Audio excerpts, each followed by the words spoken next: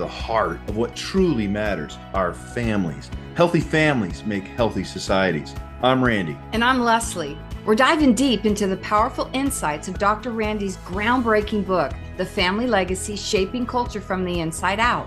Hear inspiring stories and strategies to transform your family. We'll explore topics like communication, forgiveness, healing, parenting, marriage. We'll cover it all. We'll have provoking conversations with experts, coaches, and real-life families who are benefiting from intentional family building. This podcast isn't just about theories, it's about tools that you can implement today. We all come from families, so this podcast is for you. Join us on this incredible family journey. Subscribe now as we learn to do family as God designed. Transforming families one episode at a time. Remember, whoever wins the family wins the culture in the end. Let's go. Welcome to Transforming Families with Randy and Leslie. I'm Randy. I am Leslie. And we are excited about today's program. We are going to talk, I believe, about one of the most important issues in our families today, which is how do we prepare our children to go off to college or to university? I've titled the show today, Preparing Your Child for Woke University. And there is, as you know, in education, a major battle going on for the minds and the hearts and the souls of our kids. And we have today a very special guest, a father who has just prepared his daughter to go, and she leaves here, a month or so. And so we're excited to bring him in. Why don't you bring him in? Yeah, I am very pleased to introduce to you Greg Burd. He is an amazing man of God. He is a bonus son of mine, which he's near and dear to my heart. But Greg has been in the education sphere. He was a primary school educator for many years. He's very entrepreneurial. He is a Renaissance man. He's amazing in the kitchen, roasts his own coffee beans. He's quite the man. And he's an amazing father. I've had the privilege of watching him raise his two children these 18 years now. And he's done such an amazing job. And we met up with him a few weeks ago up in Seattle for his daughter's graduation from high school and her entrance into now the university. And we're just so impressed with how this young woman is ready to go out and face the world with some real challenges around her faith and who she is. And Greg's just done a wonderful job with that.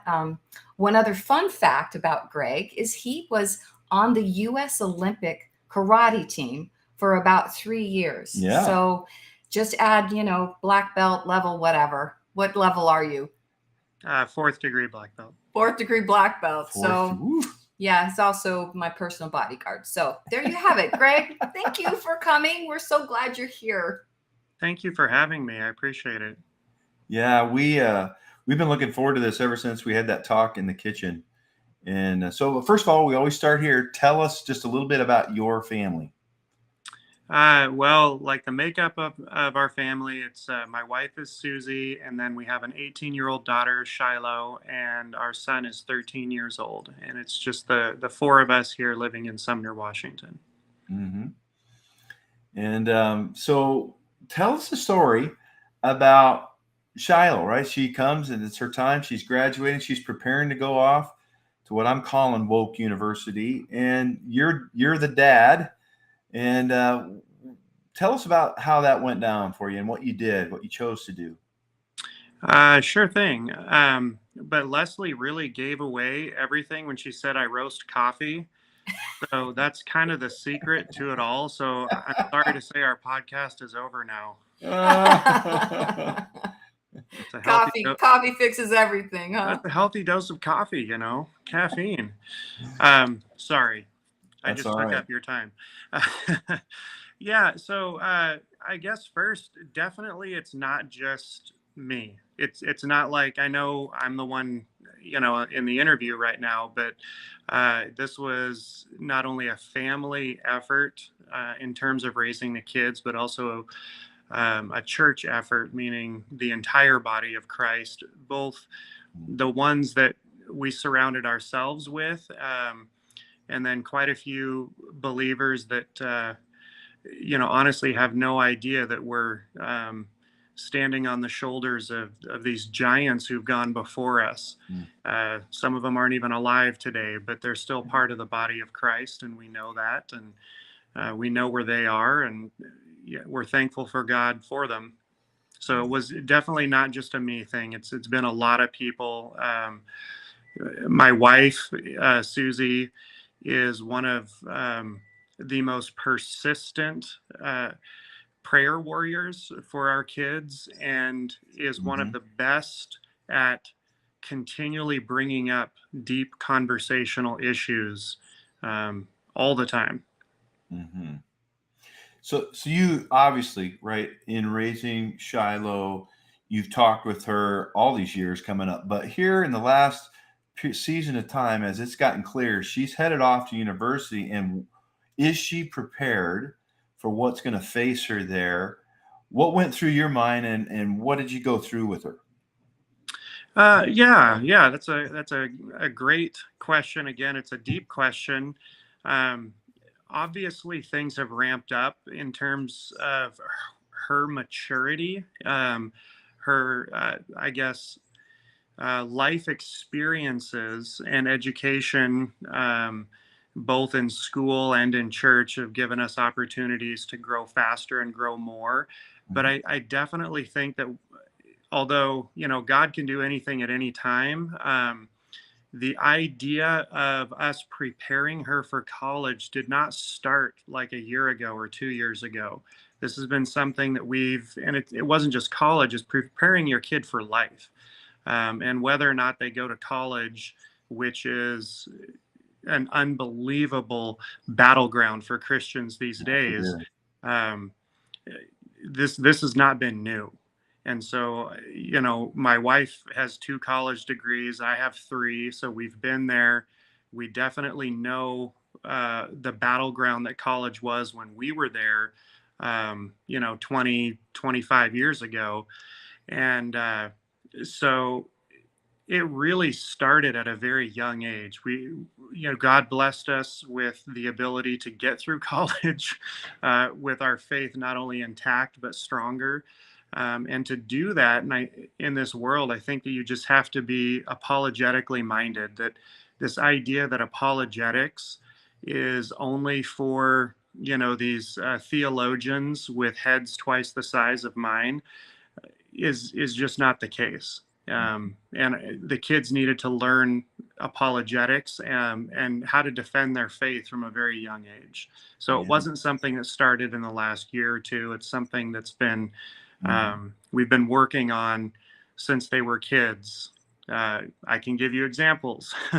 Well, I'm really curious. When we were talking in the kitchen there, you'd mentioned about, the last couple of years, at least is my recollection, that you really sat down with her and took time with her and went through some books and apologetic, and you made sure she was prepared for real specific challenges to her faith. And I'm curious about maybe some of that, if you'd share with us. Yeah, sure. So, again, diving into some of the deeper apologetic issues with your kids can be tough if that's your launching point. So again, we started at a very young age when we would go on vacations, road trips. I was a public school teacher for 22 years and had the opportunity to have Shiloh in the car with me for many, many years. And we would listen to sermons and we would listen to Hank Hanegraaff, wonderful apologist. And those sort of began, I guess, laying the groundwork or the foundation for what came that we were talking about in the kitchen a few weeks ago. So that when the contemporary challenges are springing up, and I'll use your language too in terms of the woke culture that is absolutely assaulting Christian values. It was a natural, easy way to segue into the specifics of what her faith is going to be challenged and attacked on. But I mean, Satan has nothing new. We know this. So teaching kids, I guess, the essentials of the Christian faith is more important than teaching them all the specifics about what the woke culture is teaching. And so I guess we always started with this idea that if you ground yourself in truth, that's got to be the starting point for everything else, because if it's true, we don't have anything to fear, and it's okay to question. It's okay to not know, and we teach her that there's the research and return method, which is very valuable. That when you're being attacked and there's something, you don't just have to put your head down and pretend like it's an argument not worth listening to. True intelligence, I think, is the ability to entertain an idea without having to accept it. And so we teach her that it's okay to be challenged. It's okay to listen to those ideas. It's okay to mull it over. What if that's right? How does that mesh with a biblical worldview? Yeah. Does it mesh with a biblical worldview? And if not, research and return. How do I reconcile these things that I'm hearing? And sometimes they simply can't be. So, but in order to do that, of course, you have to have a healthy, well-balanced, grounded view of the Bible and God and truth and reality. Mm-hmm. I like what you're saying. You said it a couple of times here, and I'm pressing you on like the specifics of what's happened in recent. But you've been doing this for a number of years, taking the time, making the priority to have a good relationship and communicate and to teach. And kudos to you for doing that. Were there any specific challenges that she will be facing, ideas that you wanted to make sure to cover with her before she goes off? Yeah, absolutely. I think, man, I'm trying to sum up years and years of education with my kids in 20 minutes. And so I'll try to be specific and not vague. So I guess it starts with understanding and having a healthy knowledge of the nature of God, because nearly every theological heresy begins with a misconception of the nature of God. And so that was a very, very big one for us. That's real. Was, who does the Bible say God is? Is that a trustworthy account? And how do we know? And so being able to answer those kinds of questions, who is this God that we proclaim to serve? Because when you know that, that has to be the foundation. And when you know that and you're able to defend that and not just say, I know this because my parents told me to say this, but why do I know this? How is the Bible trustworthy? Mm-hmm. And so, we use, again, this is not something I came up with. This is from some of my favorite apologists who came up with great acronyms like the MAPS acronym that she knows well, that the Bible can be shown to be divine rather than human in origin by the manuscript evidence, archaeology, predictive prophecy, and statistics.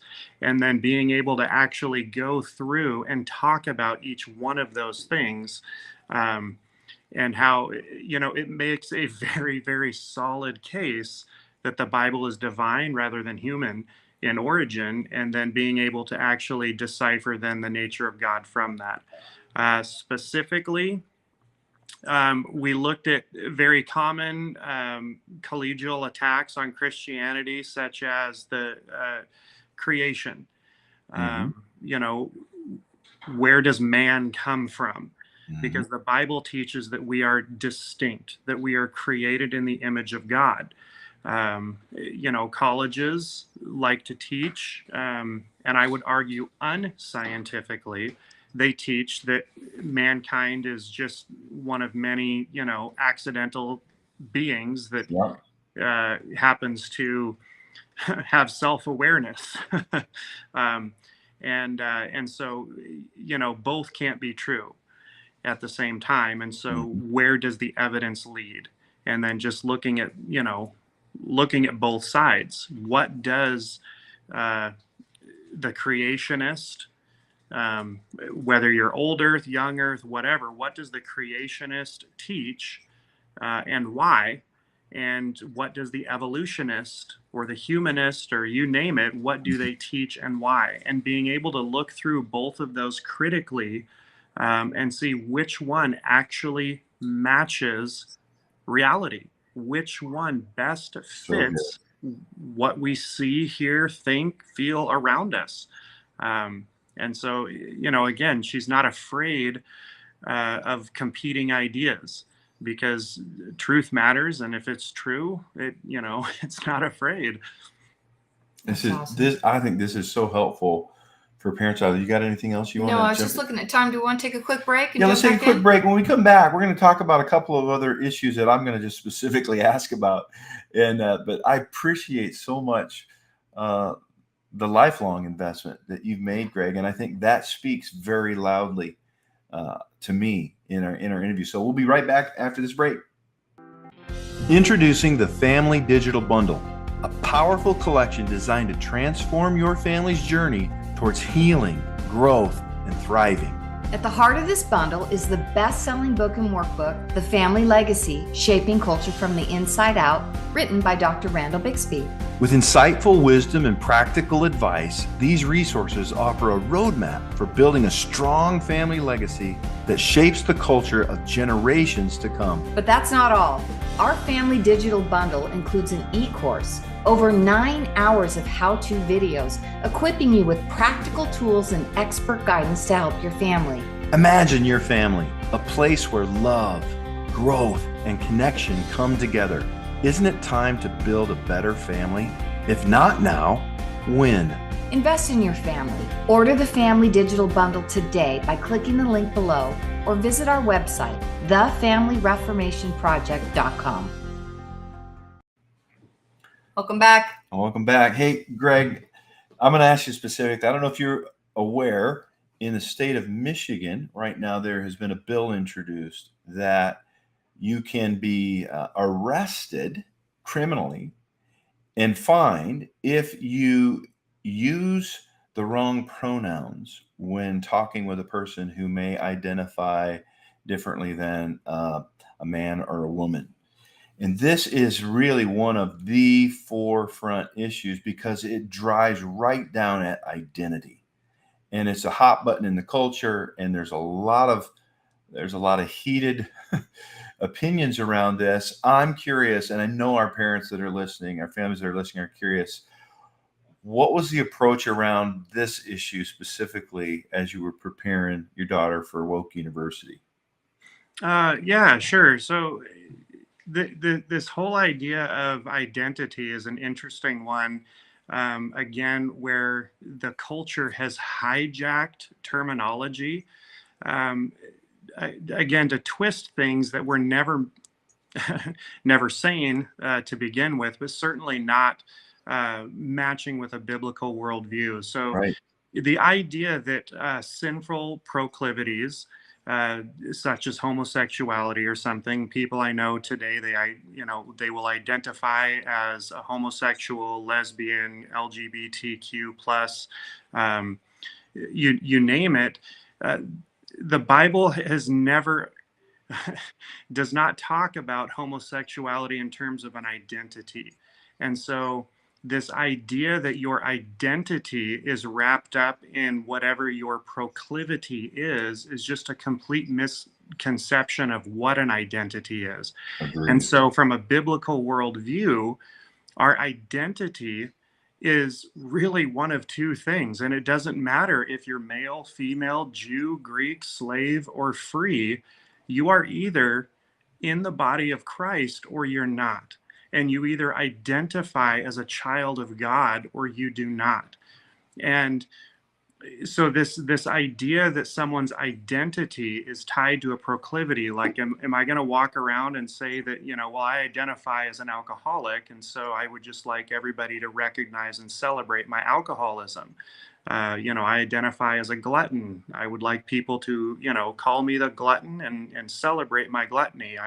I would like to identify as a murderer. I really enjoy killing people. I would like you to identify me as a murderer and celebrate me. as a murderer. When it comes to this idea of, using various pronouns, I don't see any, this is a personal conviction I think that people would have to wrestle with before God, because we're supposed to be peacemakers. And I certainly am not out and would never encourage my kids to purposefully, uh, Correct. demean another person. That's not loving. No, no. However, I also believe that we have no obligation to engage in someone else's delusion, regardless of whether or not they want me to. It's no different than if a schizophrenic asked me to have a conversation with one of their other, imaginary friends. Mhm. Um, I should not feel obligated or compelled to do that. Gotcha. So, these laws again. We'll see what comes of it. Persecution is never new. This is just another form of it. That's true. A couple of real good questions as we kind of wind it down here.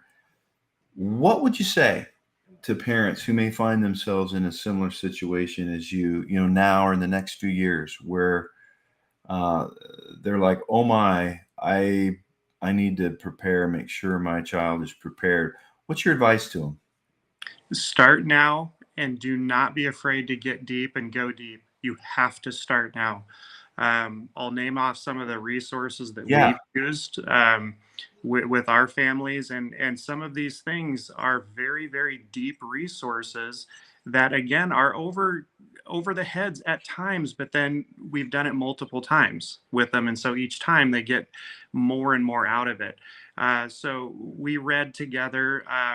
And again, we would do this in the context of adult Bible studies, and our kids are with us. And I don't think that we should always be shoving kids away to kids' school. I think they need to be in with adults learning adult things sometimes. Yeah. So we read together A Case for Faith and A Case for Christ by Lee Strobel. Um, Another really, really good one for kids going to college is The Truth Project. That's by Yes. Del Tackett, Oh, and so good. phenomenal, very apropos to what our kids are going to be facing. Um, Another series by Ray Vanderleen on the Old Testament. And so you get to see how the Old Testament ties to the New Testament in a very deep way. We've read C.S. Lewis, The Problem of Pain, Mere Christianity, and Screwtape Letters together. I Don't Have Enough Faith to Be an Atheist by Norm Geisler and Frank Turek. We listen to Alistair Begg on Truth for Life, and Hank Hanegraaff regularly. So, looking for preachers that are going to teach exegetically and not eisegete scriptures, or, take things topical, but actually teach the truth of the Bible. So good. What as you've done this, I'm sure that there was a challenge or two along the way. Can you think of a challenge that popped up in as you're getting her prepared, and how you overcame it?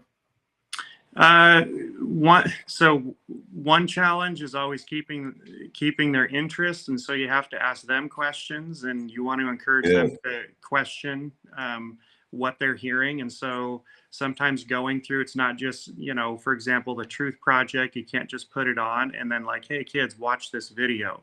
You have to sit down and watch it with them.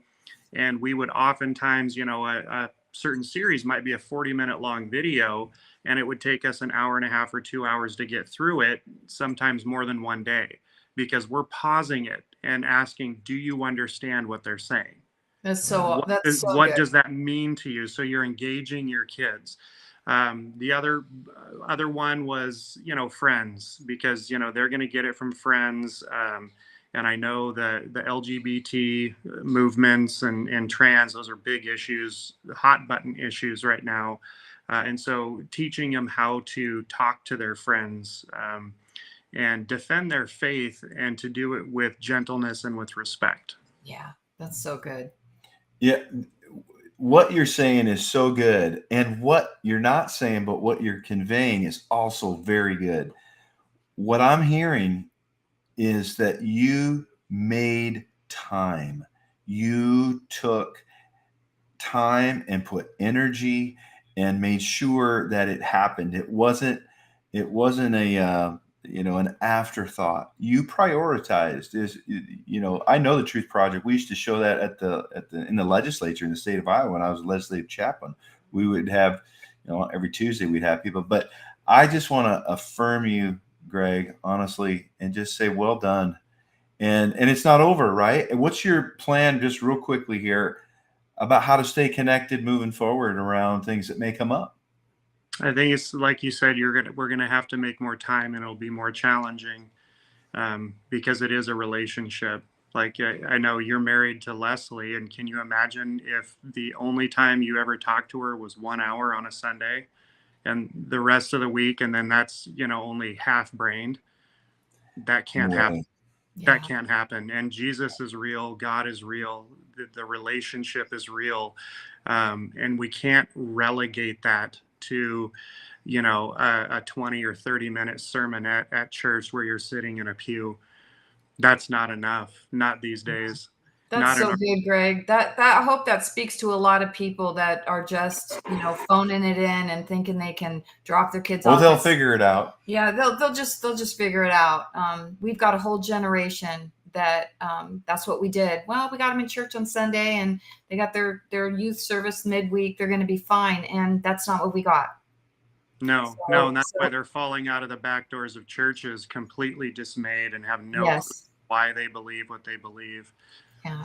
So you have lived it. You have lived it intentionally. And I know that that's your and Susie's heart to continue to be intentional in your connection with her.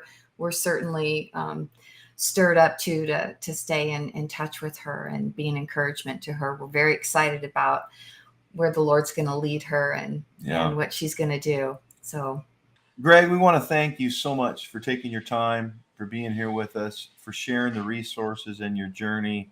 And if you need these resources, we're going to make sure that we post those down in the description so that you can know what those are and reach out. Any last words, hon? No, just you're awesome. Well done.